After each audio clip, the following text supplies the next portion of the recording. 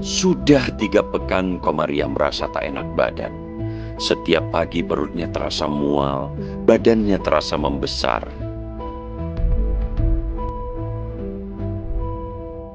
Sudah 2 bulan terakhir dia tidak mengalami menstruasi.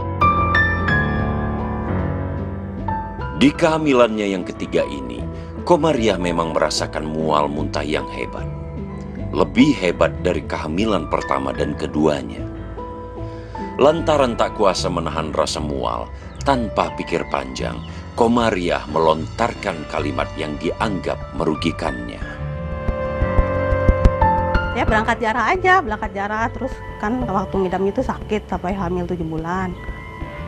Terus saya jarah, terus niat dalam hati kalau hamil gitu. Kalau nggak hamil hilang. Ya cuma nyesel aja nangis bilang jarah waktu bilang itu.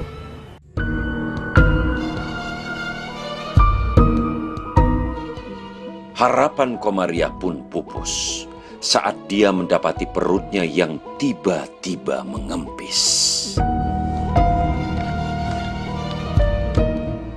Ya pulang sekitar jam 3, jam 5-an bangun, ya perut udah kempes gitu. Nggak ada. Terus diurut ke nenek itu, kan nenek praji ya. Iya kata nenek juga hilang, ini mah nggak ada. Ya kempes nggak apa-apa sih, cuma kempes doang, nggak sakit nggak apa gitu. Terus juga tanya, keguguran apa enggak keguguran, ya udahlah, bilang aja kata dokter juga, bilang gitu.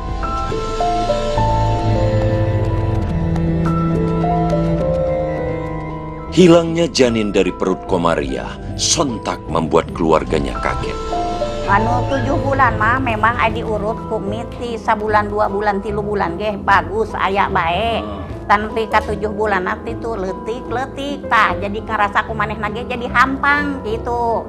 Ai diurut deui tah tinggal saleutik lah ieu maneh ya ieu ngaletikan bae tah terus-terusna manehna jadi hampang peot tah. Ai diurut deui kumi tinggal aya bungkusna bae kitu tah urut orok jadi aya bekahna kitu ceng. Yeah. Terus tadina jadi mah lila-lila mah teu aya neng jadi bagus deh bae biasa peot. Sampai keadian deui gitu bagus eta mah jadi teu aya nanaon eta hilang we.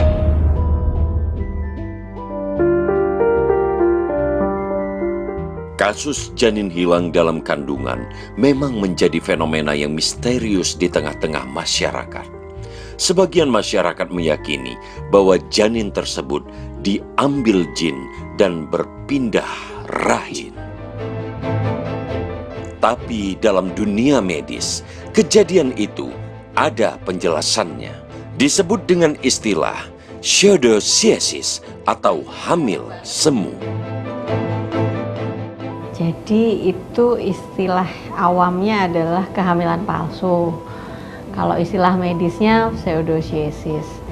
Sebetulnya pengertian seperti ini memang dari dulu juga udah ada.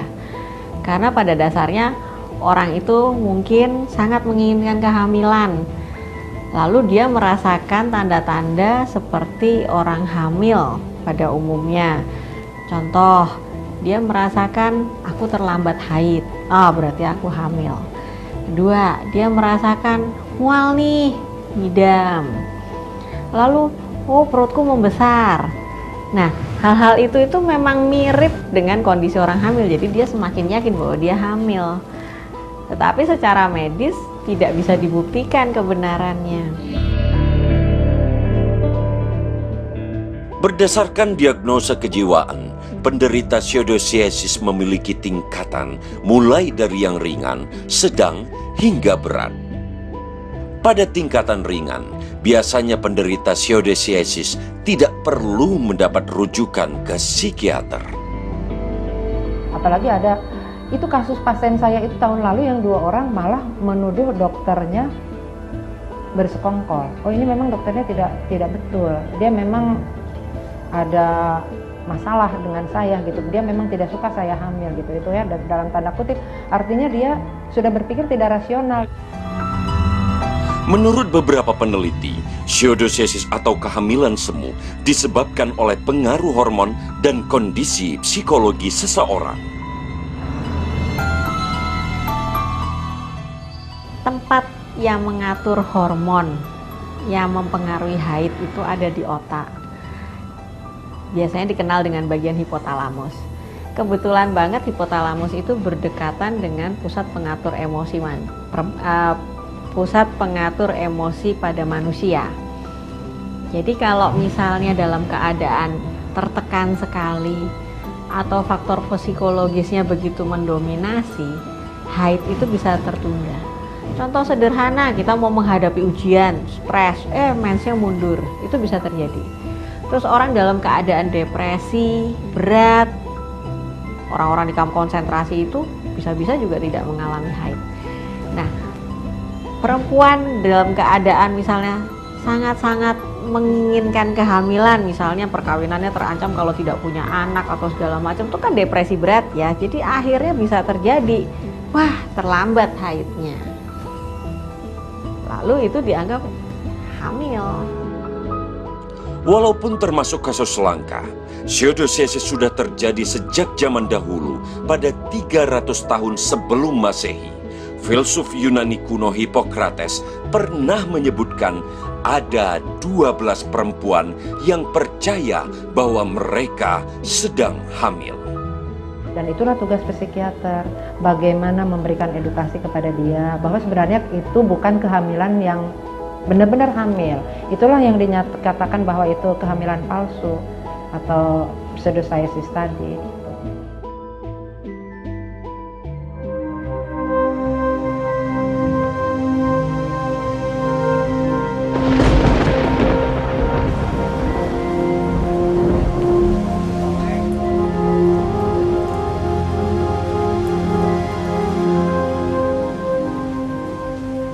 Hujan merupakan anugerah dari Sang Pencipta. Di Indonesia, hujan biasa datang di bulan November hingga Februari. Pada rentang bulan Mei hingga Agustus, musim kemarau pun seharusnya telah tiba. Namun, karena fenomena perubahan iklim yang terjadi, hujan tak lagi datang sesuai musimnya.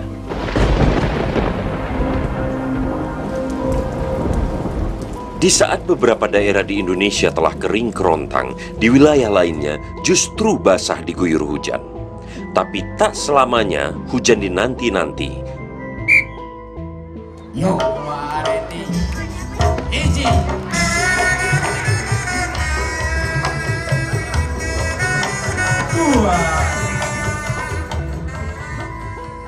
Terlebih lagi bila masyarakat sedang mengadakan perhelatan di halaman rumah ataupun di lapangan terbuka.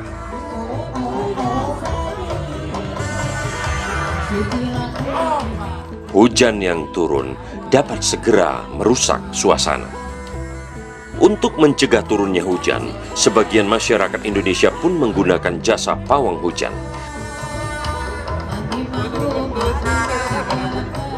Mereka percaya pawang dapat menghalau kedatangan hujan.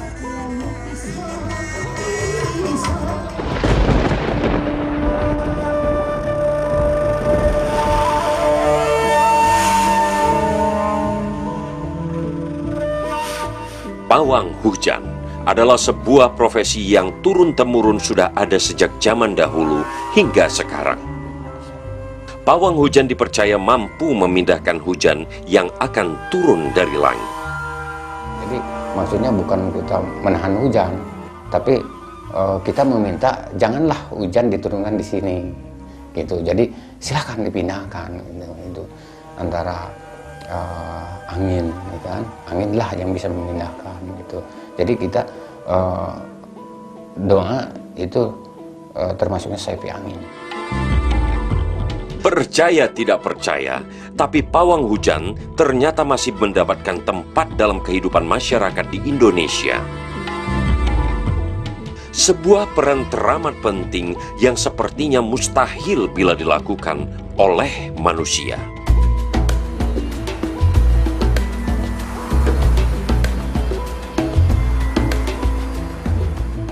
Ritual tolak hujan sudah dikenal sejak zaman kesukuan ada di tanah Jawa atau zaman sebelum peradaban kerajaan terbentuk. Profesi ini pun biasanya didapatkan secara turun-temurun. Seperti Pak Elan, Pria berusia 60 tahun asal Garut, Jawa Barat ini sudah sekitar 30 tahun menggeluti profesinya sebagai pawang hujan. Pak Elan mempelajari cara memindahkan hujan langsung dari orang tuanya.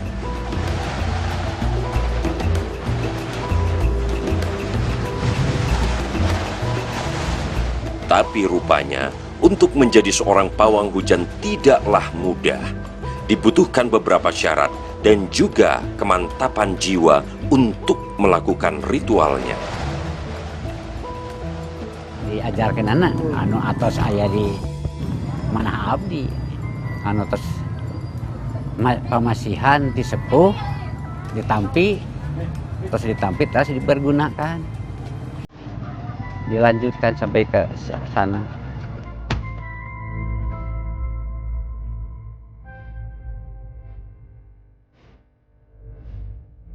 Pawang hujan boleh saja bersikukuh dengan dalilnya yang mampu memindahkan hujan. Sebagian masyarakat pun boleh saja menganggap pawang hujan sakti karena kemampuannya tersebut. Namun dalam kajian ilmu pengetahuan, kemampuan pawang hujan ternyata masih dipertanyakan. BMKG dibentuk untuk sebagai struktur, maka perlu pembuktian. Sejauh ini kita belum ada penelitian yang khusus terkait dengan itu, sehingga belum bisa dibuktikan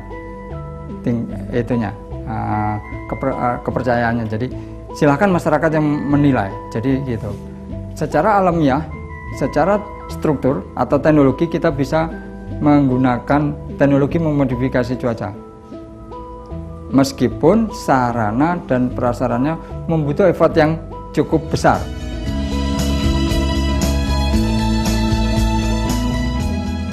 Di Indonesia, teknologi modifikasi cuaca dikaji dan diuji pertama kali pada tahun 1979. Sejak itulah, teknologi modifikasi cuaca terus dikembangkan. Teknologi ini pun ditujukan untuk meningkatkan intensitas curah hujan sebagai upaya pemerintah dalam menjaga ketersediaan air waduk.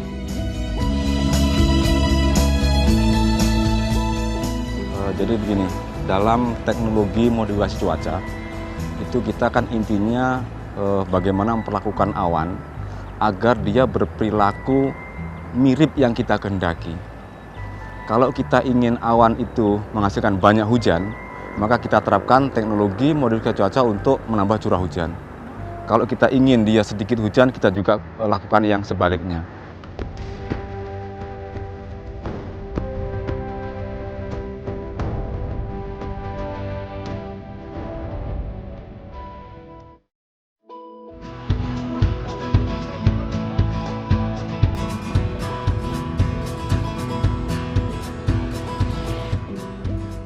Ketika musim durian tiba, makan durian bersama atau pesta durian menjadi tradisi tersendiri bagi masyarakat di Indonesia.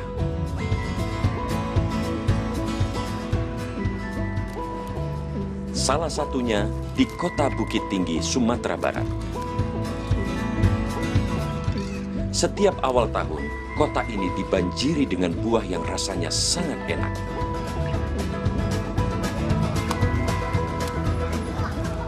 Di samping rasanya yang menggiurkan, mengkonsumsi buah durian ternyata mempunyai efek samping bagi kesehatan dan menimbulkan mitos-mitos di tengah masyarakat.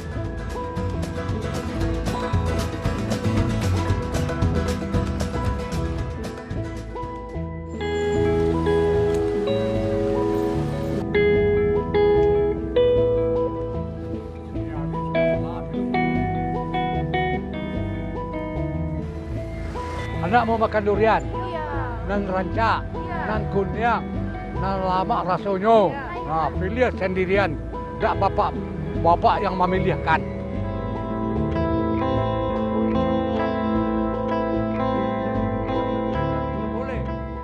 Salah satu lapak duren yang ramai dikunjungi adalah milik Haji Bur yang berada di Pasar Bawah Bukit Tinggi.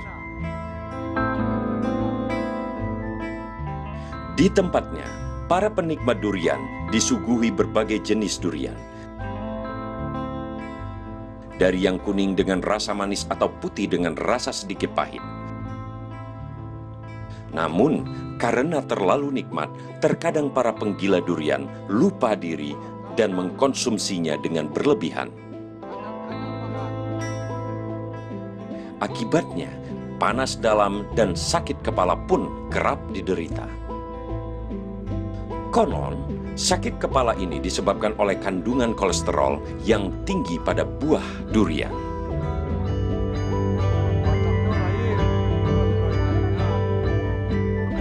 Saya udah pusing. Pusing. Soalnya kalau kebanyakan dari udah nggak enak, udah mulai mual, terus kepalanya jadi berat dari belakang ya dia.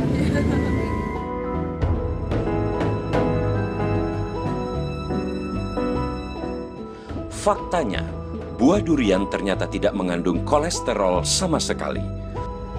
Bahkan, durian kaya akan lemak-lemak golongan monosaturat yang berguna untuk menekan level kolesterol jahat. Lantas, mengapa durian bisa menyebabkan pusing?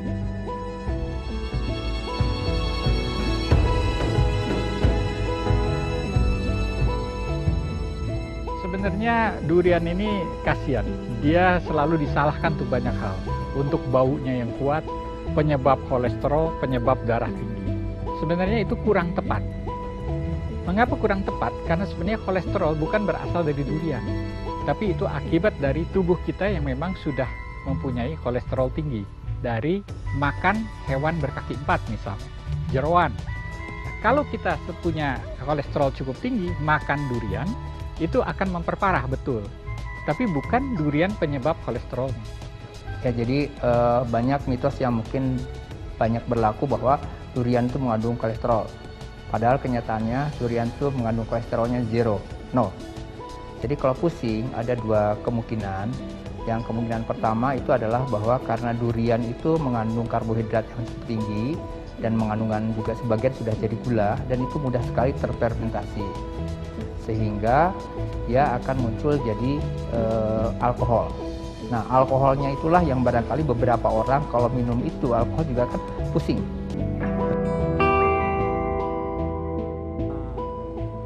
Uniknya, untuk meredakan pusing dan sakit kepala, para penikmat durian biasanya meminum air yang dituang pada kulit durian. Tapi benarkah meminum air kulit yang dituang pada kulit durian bisa meredakan pusing dan sakit kepala? Ketika buah itu masih tertutup rapat, maka bau itu belum keluar.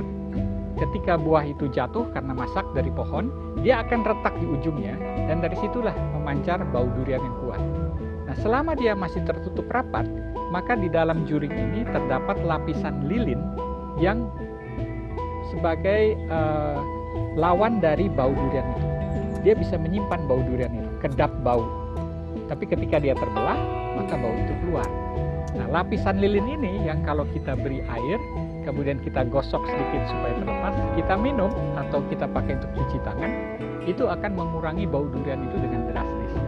Tidak menghilangkan 100%, tapi itu adalah antidot.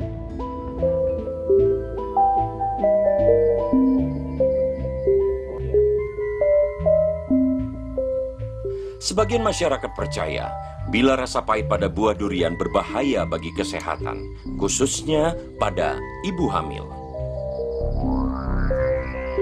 Nampak hidup.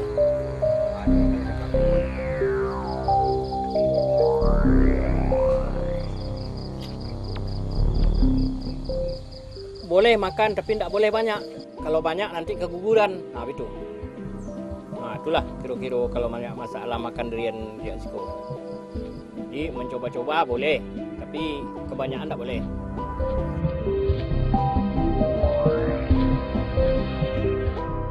Keyakinan masyarakat tersebut ternyata bukan mitos belaka. Tingginya kandungan alkohol dalam durian dituding menjadi penyebab berbahayanya buah ini bila dikonsumsi ibu hamil. Ini udah berlebihan ya. Jadi sebenarnya seperti kita tahu bahwa tadi seperti juga disampaikan bahwa sebenarnya yang berbahaya adalah kandungan alkoholnya pada pada durian yang sudah overripe atau matang lewat matang. Nah, sebenarnya buat ibu hamil tergantung kepada kapasitas ibu hamil itu sendiri. Kalau ibu hamil misalnya dia sensitif terhadap alkohol, tentunya berbahaya. Mau dalam kondisi hamil maupun tidak hamil tetap aja berbahaya buat orang-orang seperti itu. Nah, tetapi solusinya adalah tadi, kalau ibu hamil pun tadi sensitif terhadap alkohol, ya sebaiknya nanti kalau makan durian jangan durian yang overripe.